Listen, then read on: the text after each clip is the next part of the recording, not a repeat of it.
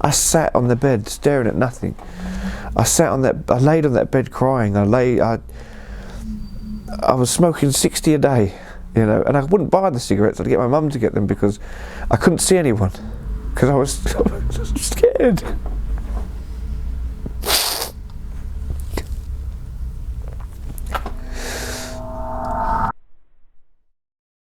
My name's Spencer Ware.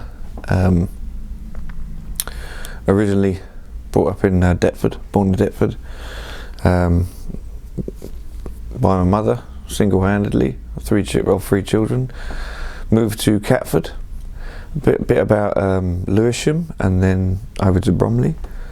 Leaving school, we moved to Gravesend. Obviously, house prices are cheaper. Start a new life out there. A change of scenery, just get away. I think that's when I picked myself up, you know. I was still a young boy then. I met my partner, she became pregnant. I had the option of staying around old friends, getting up to silly tricks, pubs and clubs, or grow up and be a man and provide for your family. So I decided to move here with my partner at the time to Gravesend. Had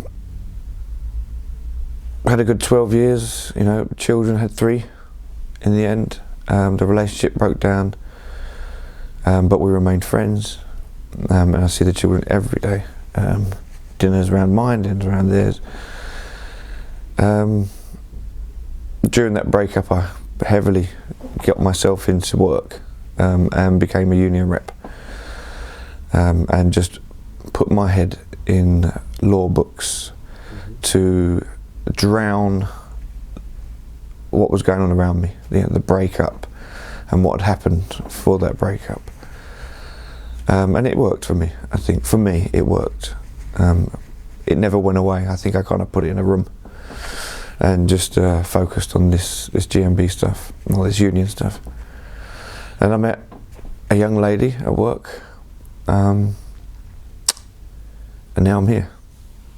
That's pretty much where, for me, this story began. She was definitely a very different character, very strong. If she wanted something, she would get it. And it's probably the reason I'm here now. I suppose I should have seen it all coming.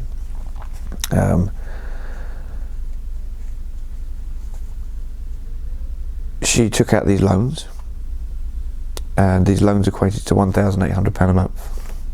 Her wages that she got a month was like £1,780 a month. And the company that she was working for was going through sort of a merger, shall we say, no names. And there's no overtime in the place. Cut all overtime back, cut everything right back, so she wasn't getting any overtime.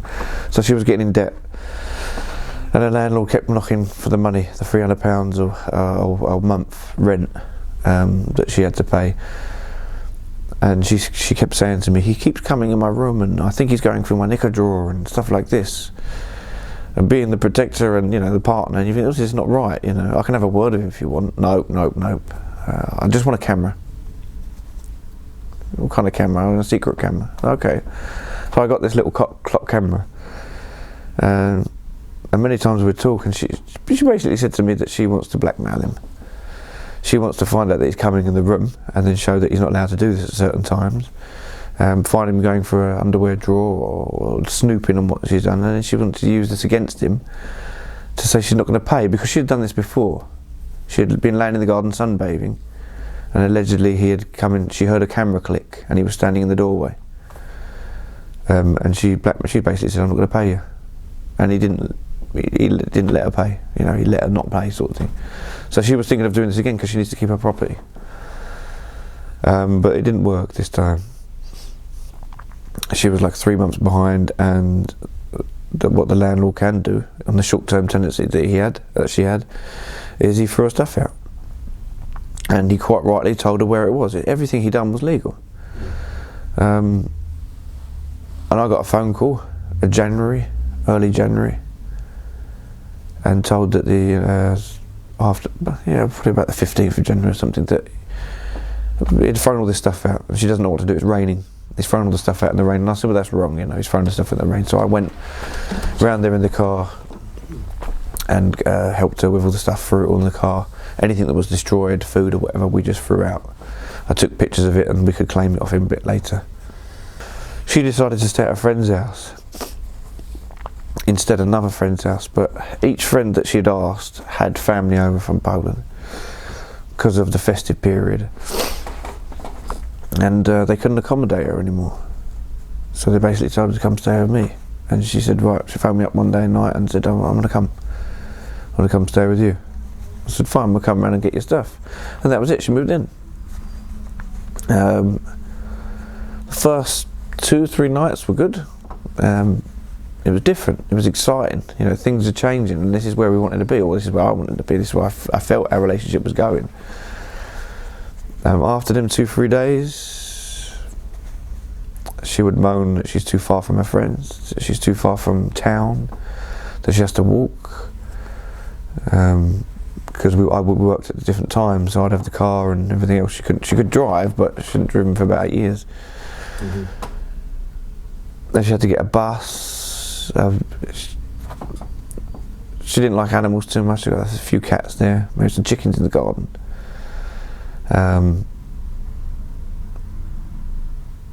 I'd just done the bedroom up, my own bedroom. I'd just done it completely up, all new stuff, everything, the plastered the walls, carpet, everything. It was a man's room. There's not a picture on the wall. So I was hoping that she would kind of make this a bit hers, you know, butterflied. Feminise it. Yeah, a little bit. I don't mind sleeping on butterfly pillowcases, and that it's nice because it's what she's chosen, you know. She wasn't really interested. She'd go around her friend's house every day, but her friend worked nights, so her friend couldn't talk to her. And she said, I've got a family, but she's working nights. She has to be up in 5 hours to look after the kids, her husband to be home. He looks after the kids. It's quite a bit of a struggle for them. So she disowned her friend because she didn't have time to talk to her or listen to her. And it was her best friend. Is when I met them, it was her best friend. They had done everything together. There was the girls, you know, there's the girlfriends, all the pictures and everything else. She cut her off, and her other friend, she wanted her other friend to go to the council with her because she wanted to destroy this man that had ruined her life by kicking her out, when in fact she just didn't pay her rent. She wanted to ruin her life. She told me this, she told all of her friends this, and this has actually come out during the investigation I had. She wanted to ruin his life, and she wanted to go to the council to see what she could do, and the Citizens Advice Bureau. It was 11th of January. I was reminded, I knew, but I was reminded by a friend it's her birthday. It's my partner's birthday, it's the 11th of January.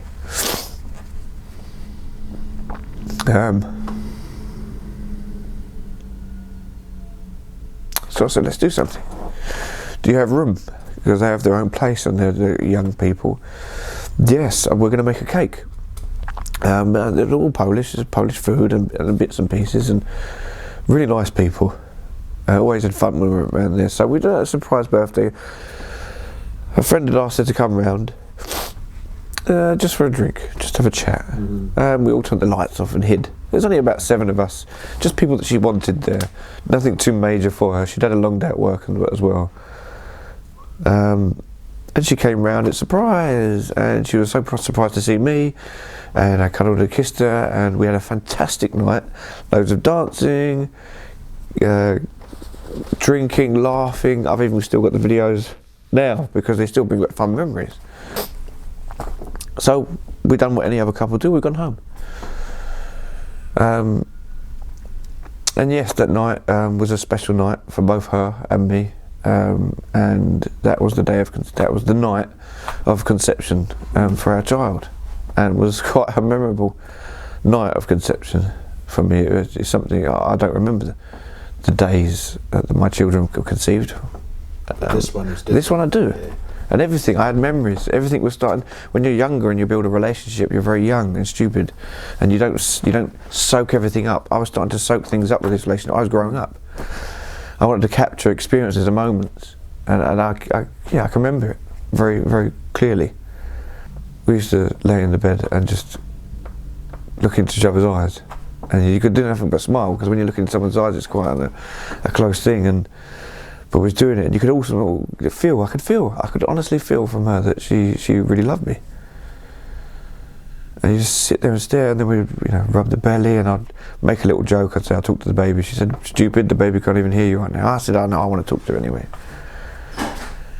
And then she just become more reserved. Every day she'd go and see this friend of hers, and she'd come back more reserved and reserved and reserved, quieter, and would cause arguments, just over stupid things. And then some days she would just, I'm going to go stay at his house. I don't want to be here with you. Just purely because I've asked what's wrong, and nothing's wrong. Nothing's right either. There's nothing on the wall here. I don't feel like I live here. I don't feel like it's my home. And there's not much you can really say to it. And then she left and goes and stays at this bloke's. He lives in just a room. So ideally she's sleeping on the floor on an airbed in this gentleman's room. And you're in a relationship with this woman for 3.5 years. There's something not right there.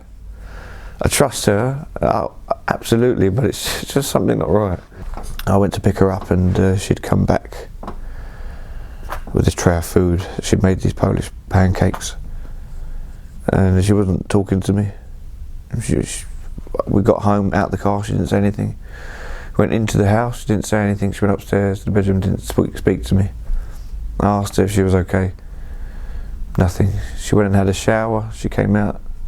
Still nothing, and I'm feeling very awkward now. And it's quite late, and I have work tomorrow as well, and I'm thinking, I want to just, what's wrong? So I just thought, you know what, fine. I said, I'm going to go to bed. But just by the bed is like a futon sort of thing. I tried to throw my phone onto the futon. I do it all the time. It bounced off the futon, bounced on the floor and onto the wall.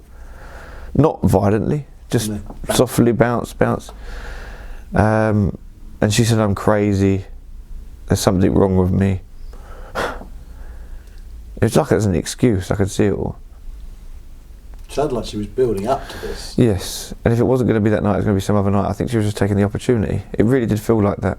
I could feel it all. I did feel like I was losing. Yeah, I did feel like I was losing it. And she said she's going to go stay at his house. And she's packing her stuff. And we'd already spoke about this before. I said to her, it's not right, you're going to his house. And we agreed, okay, this is where it's very important, because later on it kind of went off when I come through police investigations, so we say. We agreed that it wasn't right that she went and stayed at his house. The couple should resolve these issues between them. At the heat of the moment, it's not the best idea. So spend some time away from each other. I'll go sleep in the front room, the spare room, or she will. We'll give each other go for a walk. We'll give each other some space, and then once we've calmed down and we're thinking rationally, we'll discuss it. But so she'd gone against that. She wanted to move out. She was leaving me. But she told me that baby had died. She quite clearly said it in the text. That child is dead. You don't have a child anymore. So those are the things you can see now that this woman is very, very capable of lying.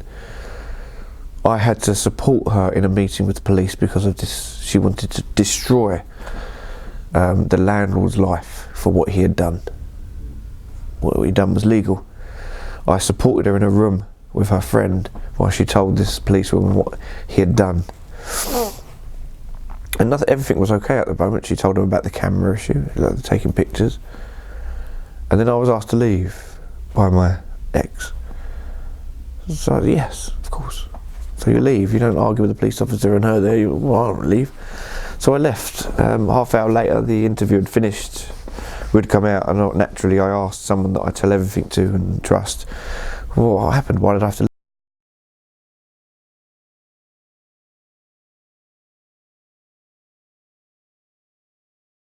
And whatever. I think it was mostly the bum, I don't think it was the breast.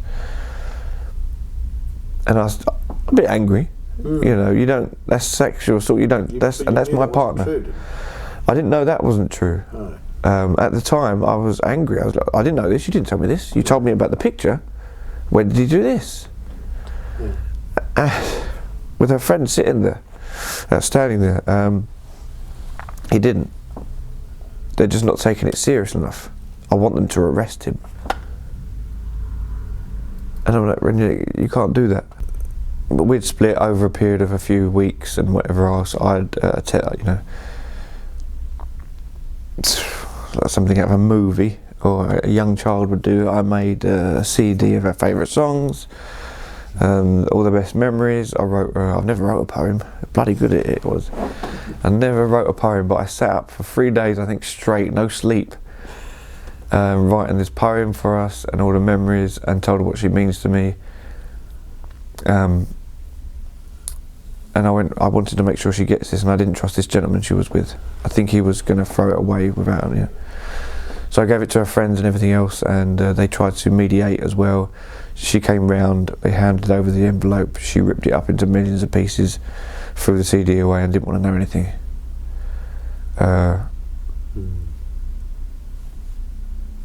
I've never been in this situation before. I didn't know what else to do. So I went to try and see her. I went to the house she was staying at and asked if, texted her and said, look, can we go for a walk in the park? There's people at the park, it's an open space where we can have a chat. I just got ignored. And then I got a telephone call probably 4 or 5 days later, maybe a week later, from a DC, a sergeant from the police station. Private number, never normally answer him. And he just explained to me that my ex-partner had complained that I wouldn't leave her alone, and that I was harassing her. And I suppose there is some kind of harassment in there, but I think it's pathetic to say that. You're just trying to talk to someone, but I wasn't around there every day, and I was trying to do it but I was trying to give her space and everything else. And that he's asking me to come in for a voluntary interview because she has made an allegation of assault. And I'd already started reading up on parental responsibility, the family court system, because I felt if this woman's very stubborn, and if it does go the worst case scenario, I need to be ready. I'm someone that has to be ready for something. I have to be ready. I have to start reading up on now. I know I've got months until the baby's here, but I have to read up on it. And all too common enough in these sites that I was on, Fathers for Justice, Families Need Fathers, there seems to be a hell of a lot of assault, rape and harassment and non-molestation orders. And isn't it funny how all these accusations get the man to stay away from the children and everything else? If a woman really wants you to see your children, then she'll let you see the children. She doesn't have to see you as well. She could drop her children here and be here while you see your children. But it always seemed a bit of control. I just see and all too many people that have been through it were saying they always use this. It happens in some cases, but this is a common tactic. So when he told me that, and I said, "What's a voluntary interview? Do I have to come in for this? It's voluntary." He said, "Well, look, put it this way: if you don't come in, at some point I will be sending some officers to come and get you." I said, "It's not voluntary, then, is it? It's a threat. Do it voluntarily, or we'll come and get you." And I was wondering to myself at that time, is that it?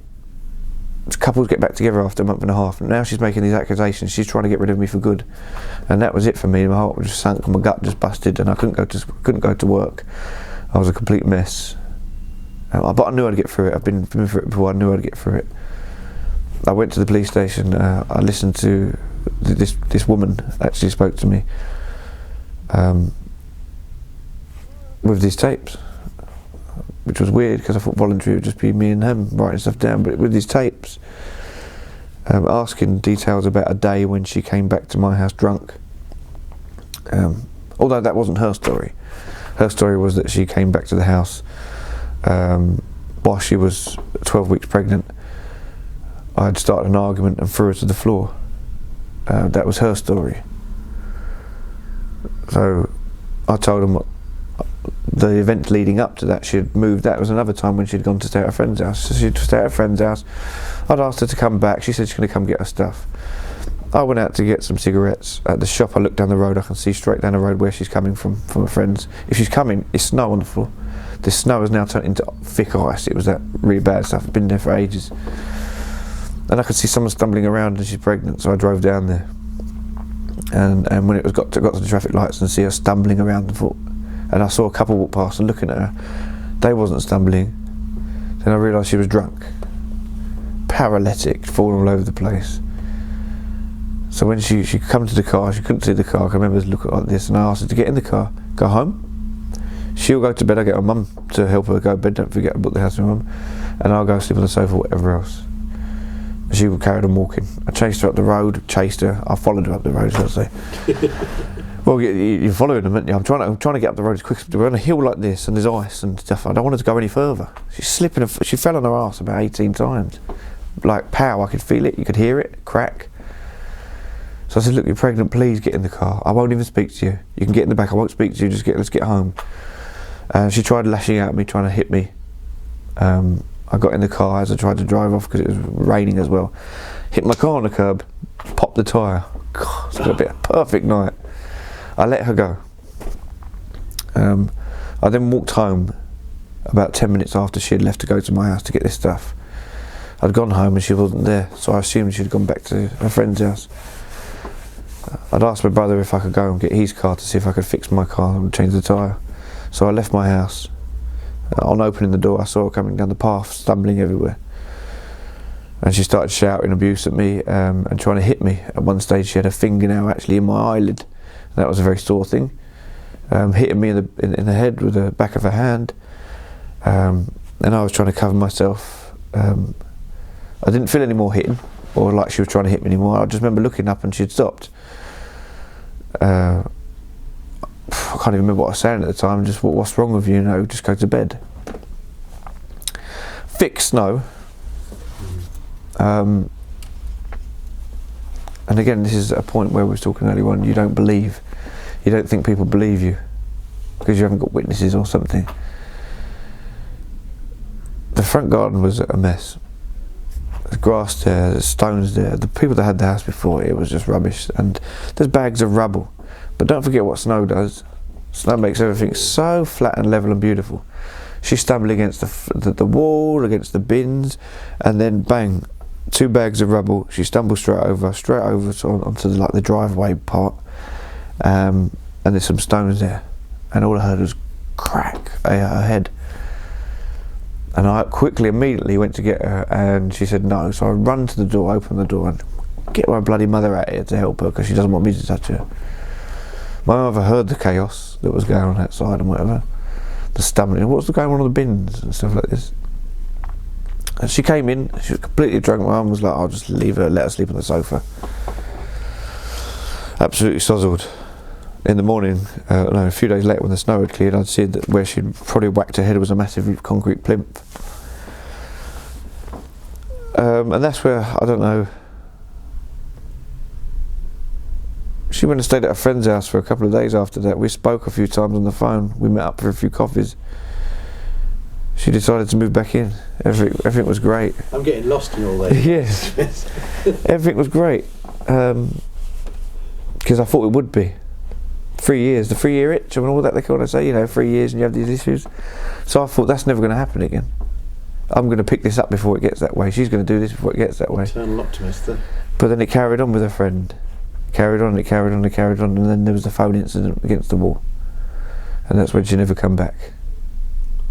So then obviously I was doing the assault charge. I then got contacted by the officer approximately 3-4 weeks later after my interview. So in that interview I got charged for a common assault because moments before she left she was hitting me and I had my hand out. So her chest was against my hand. Chest against the hand after she falls over, common assault. So I was reported for common assault by the investigating officer. 3-4 weeks later I get told that they're not taking any further action. That she doesn't want to see me, don't go anywhere near her.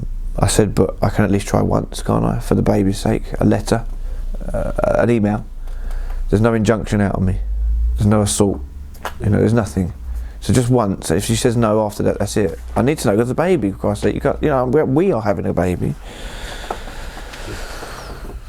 He said no. And I was talking to a few friends, and even her friend said, just give it one go. Just see her and just say to her, look, I don't want to argue. Just, is there a point in time where you can give me, just let me know that we can meet up and talk? I did that, and she wasn't happy. So I said, thank my friend for the bad idea and the bad advice. And then 2 or 3 days later, so this is a week after, this is probably about a week or two after I got the no further action on the assault.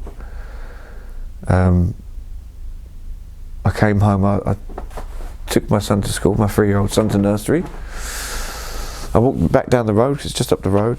I came in, I put some toast and some tea at the kettle on, I was talking to my mum, and there was a knock at the door. And my mum's had bailiffs before, so we're very clear, don't let anybody in, you know. I want to know who it is first before you make these mistakes or whatever. And I just heard, is Spencer there, please? And I thought, do I have any unpaid parking charges? Like, I've had a few with that bloody Dartford crossing. Again? And she went, yeah, he is. She went, can we come in? And she turned around and said, no. And that way I was like, no, you're not coming in. So I put my stuff down, walked up to the door, and there was 2 officers there. I knew she hadn't got what she wanted. Yeah. She hadn't destroyed me. I was going for the same thing. Yeah. She would have explained the process, talking about a landlord. So she was, yeah, she hadn't destroyed me. She hadn't got what she wanted. And I'd already read this. I read it over and over and over again. You go through the fact of, you know, all these guys' stories, all these guys trying to make, you know, to get access to their children, just to be a father, for even for 1 weekend out of 2, you know, or 50-50 residency or whatever. And they all pull the same tricks. Not every single one of it. It's a very common thing to pull. But I just knew. So I saw the police. I said, Mum, don't be so stupid. These are the police officers. We're not in any danger here. Please come in. And I looked. I went into there and I was making my tea and toast. And the officer came in. The very tall one was the one that was the speaker. And there was this very young man. I'm sure he must have been on work experience. He was that young. Yeah. He didn't look happy. He looked. He I can't explain his face. He looked disgusted within himself. Just clicked. Yeah. And Mum, they hadn't even told us. He said, we're here about your ex-partner, but he hadn't told us anything else. My mum was still asking. She was a little bit sort of all over the place. Because she was now off work because of the state I was in. And Mum said, what's he done now? What's she complained of now? And I could see it in the officer's eyes, the young officer. He couldn't even look at me.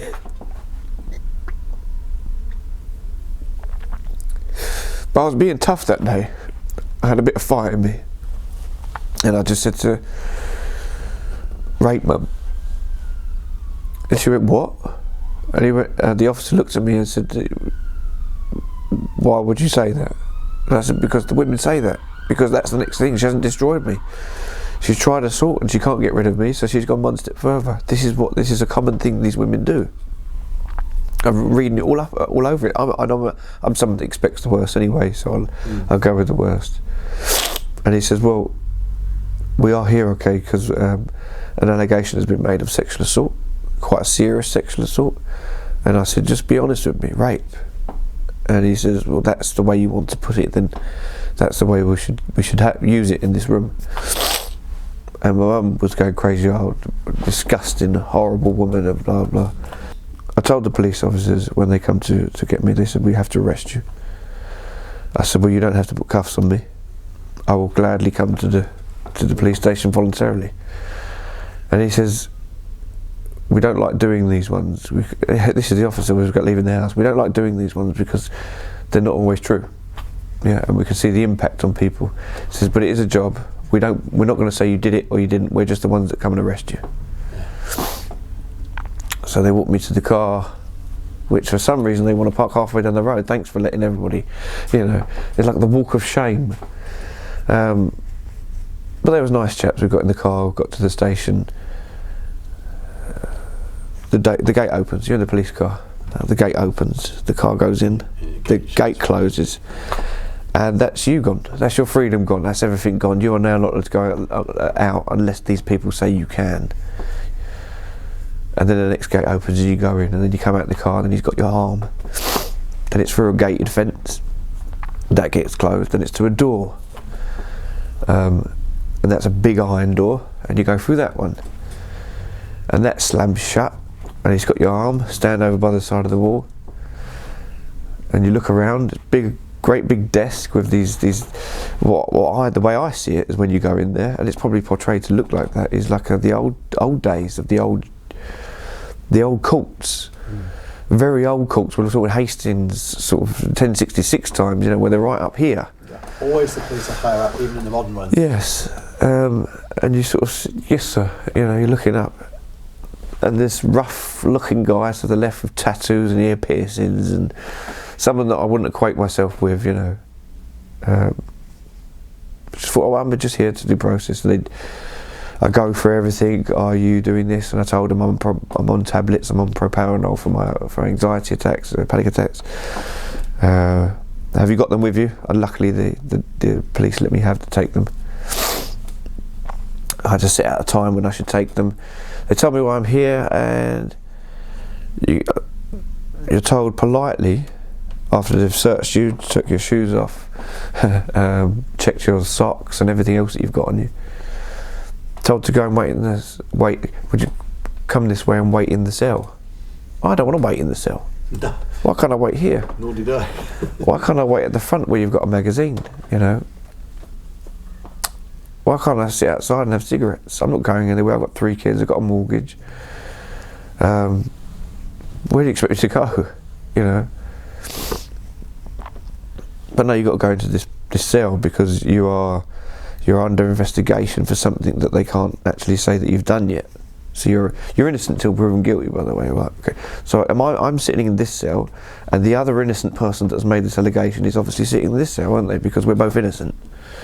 No, she's sitting home and got exactly what she wants. She's starting to destroy my life, like she wanted with him. She wanted him to be arrested, and now I've been arrested. I'd been in the police cell. I had been spoken to like I was scum. I was interrogated, is the way I see it, because I would word something in a way that was true, and a true reflection of how I would word something, and the police would use a different word. For instance, when I spoke to the police officer and I told them in the interview that we'd agreed, having a discussion and agreed together that her going to stay at her friend's house wasn't right, and that if this happens again, then the relationship is over, and she leaves, she packs her stuff and she goes. We agreed this. Well,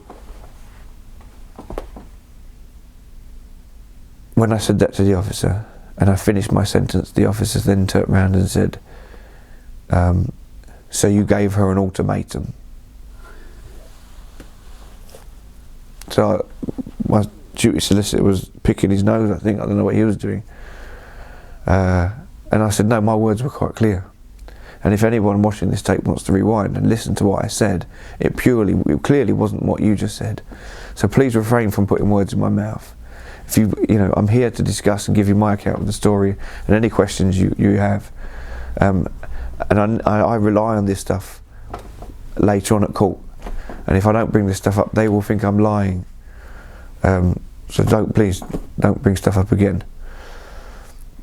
And she did that. It happened a few times, to be honest with you. They've done this a few times. And did you say the same thing each time? Similar. Yeah.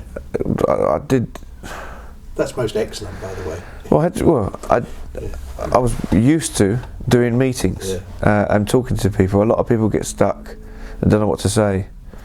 But I was very much knowing of what needs to be done, so they want to know stuff. So I was open and honest and telling them everything that happened. And my story never changed. There are 2 interviews. My story never changed because it was a true reflection of what happened. In neither of my interviews was I composed. Both of my interviews I was shaking, dry mouth because of the propanol that I was taking and my medication. Antidepressants had increased to 175 mils. I couldn't keep still, you know, and you are thinking at the second interview, not many people got a second interview. Am I going home after this one? You know, they've had a lot of time, to be honest with you. I think, to be honest with you, 3 months is enough time. So I had the first interview, and I asked them for updates. I contacted the officer and asked him what's going on. Surely it doesn't take 3 months to plug an iPhone or a Samsung phone into a system and press a button, because now it's just going to take all the information, it's just going to suck it over, and with the money that the system gets, you must have the best technology going, you know, just to be able to keep that. So I kept on at them, emailing them, asking them what's going on, you know, what's going on with my phone, that this isn't doing anything to my health, and I'd given them a witness name to the event that she said had happened. My accuser said that we went to that party, that I got drunk, that I got angry and started an argument. I took her back to my house, I pinned her down on my bed with my arm on the back of her neck, and I raped her from behind on my bed. Even the witnesses said I could only give one witness, because the other witness was pretty much her best friend, and I knew that her best friend's going to stick up for her, so it wouldn't be my witness. But I gave them the names of the people who were there, and the police officer spoke to these witnesses and told the police officer that we had a fantastic time. There was not as much drink as she's made out was going around. We had a fantastic time. We went back to her house. The next day she came back and told her how fantastic it was, what a fantastic night I had made for her. It turns out that she'd also, my false accuser had gave her friend as a witness, and I thought, oh poo, because this one's going to lie for her. Obviously she didn't. She told the police officer she's lying, this is her best friend. She's lying, this friend wasn't even at the party. She said this is what she told me. She went to the party, she came back the next day to me and said to her how her birthday party was amazing.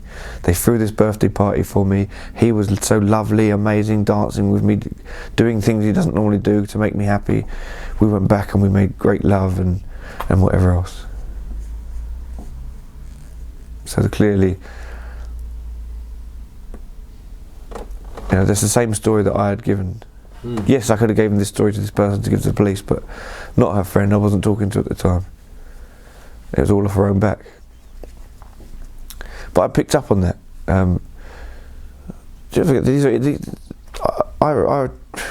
Whilst my head has exploded and I'm really struggling to be myself as well, but I understand that this is my interview. This is my opportunity, as they say. They say in the beginning of the meeting, what will happen if you don't bring something up which you may relate to rely in court? And you've already been told to say they will think I'm lying. So you've told me to say this, then you've turned the camera on, and now it's me that's telling the courts that if I say something later that I don't bring up in this video, you have to think I'm lying. That's the way I saw it. I might remember something later. You know, you don't remember everything, do you? Sometimes you don't remember where you put your keys. Half hour you put them down. And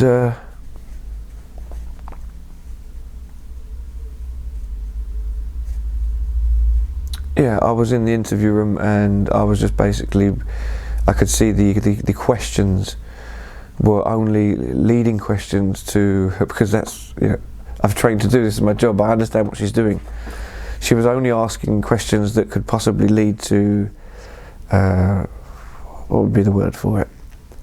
Weight, you know, some weight to the fact, to her case that I did do it, which in fact there was none. I could see exactly what she's doing, and I caught her up on the video a few times. I said, please don't do this, you know. If you have a genuine question to answer, ask it, but don't try to bend and twist or say things in such a way that I have to repeat it in such a way. It's a bit like when you're at court, you know, just yes or no. Barristers and solicitors can twist anyone up in a sort of court like that. And we had that. I sat in the police cell for 3 hours, had the final this other investigation. As soon as it had finished, I think that my duty solicitor wanted to get back to the pub because I could still smell it on him.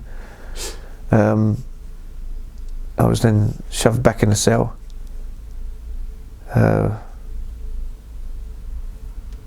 Why? Why can't you have your shoes on? Why'd you get put back in a cell? I know. Your interview's all done.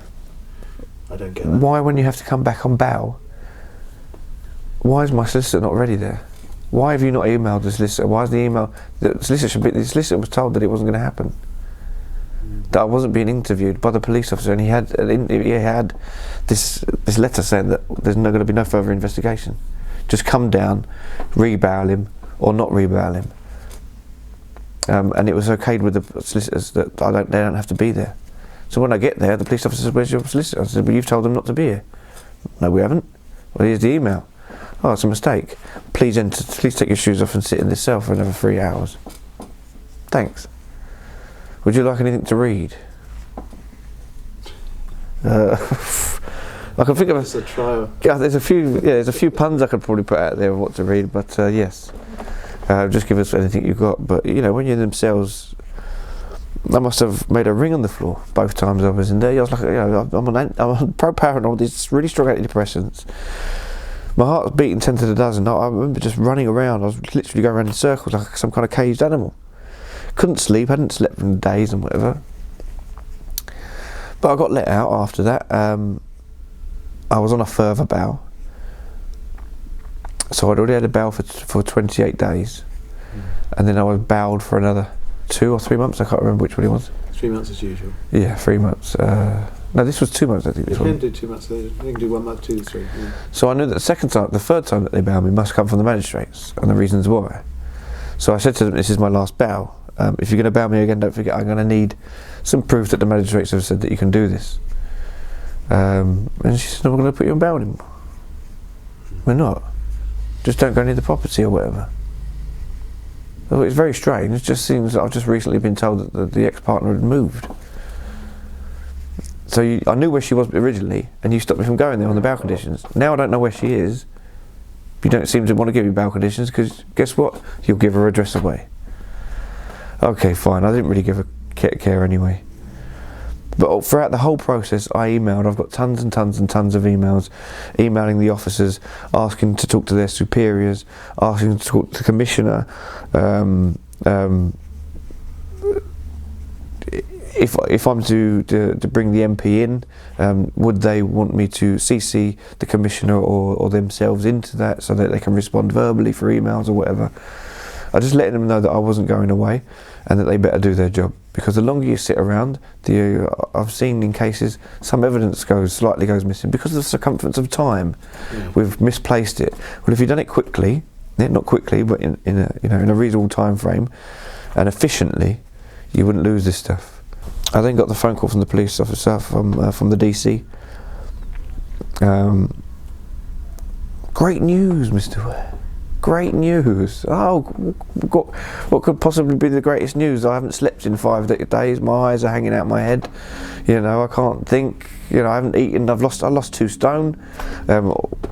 Still haven't gained all the weight back, so I have to wear a belt. But I lost 2 stone. I did pretty much have an athletic physique, I suppose. You know, from my small frame, gone.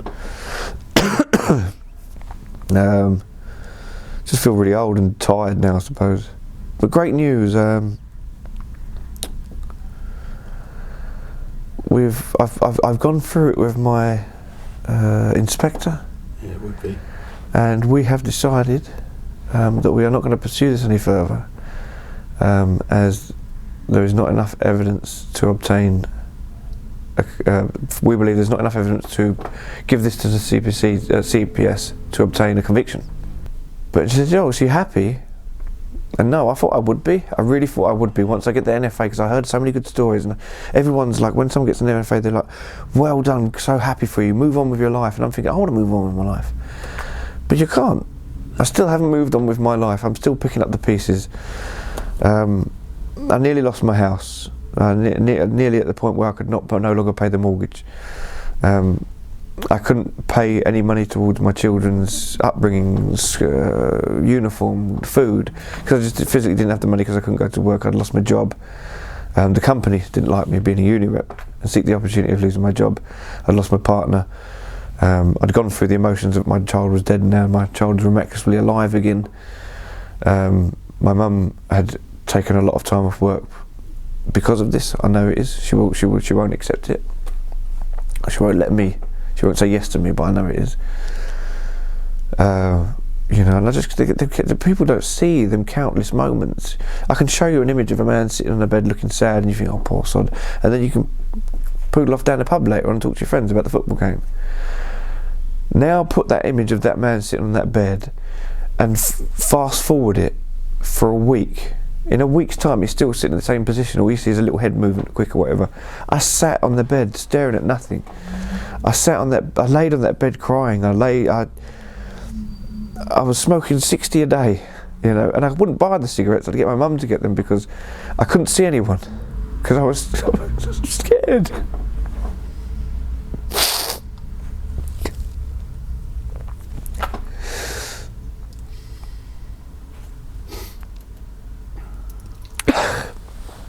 My stomach was fucking eating itself, growling every 5 minutes. I was so hungry, but I just couldn't stomach anything. I knew I had to eat, but I would think about what to eat so much that I didn't eat for 3 days because it's just too much for me. I thought of going down to the local kebab shop and just going in there and doner please, but then I could just in the kebab shops they stare at you for some reason. They're talking their own language. And I pictured that as these people were judging me for what's gone on. And I don't want to be the man. I don't want to be the man that lives in this community and he's a rapist or he's the one that beat his woman or whatever. Because people don't know the truth, they just hear it. I've heard so many stories. I've known of situations where people's houses have been attacked because of someone's alleged something. A woman alleged that this man touched his child in an inappropriate way. He didn't in the end, but it didn't stop a mob from blocking out the whole of this massive road where I live and attacking his house. An armed police response because this woman said this, and he didn't. And there was no support for this guy. By the way, he had to sell up. Wasn't put in police protection. He had to sell his house. And quick, so it's a discounted price. And I didn't want to be that. I didn't want to be that person, but I felt like that person. I felt like I pictured in my head sometimes, I don't know, like a game or a video. There's 100 people out there, and they're all the same colour, just these white people, no faces, just some white silhouettes. And one of them's a murderer, okay, and he'll be red, but you've got to find him. You've got to say it's him, and we'll tell you if it's him or not. But there is one there. So there is a liar, there is a murderer, there's a rapist or something in this community, and no one knows who it is. And I'm sitting there asking the man for a kebab, thinking, it's me. You know, that's how I felt. Like, these people don't know me. If I was to say, hi, oh yeah, I'm fine, I'm just getting over this. The ex said I raped her and everything. Oh God, you never know.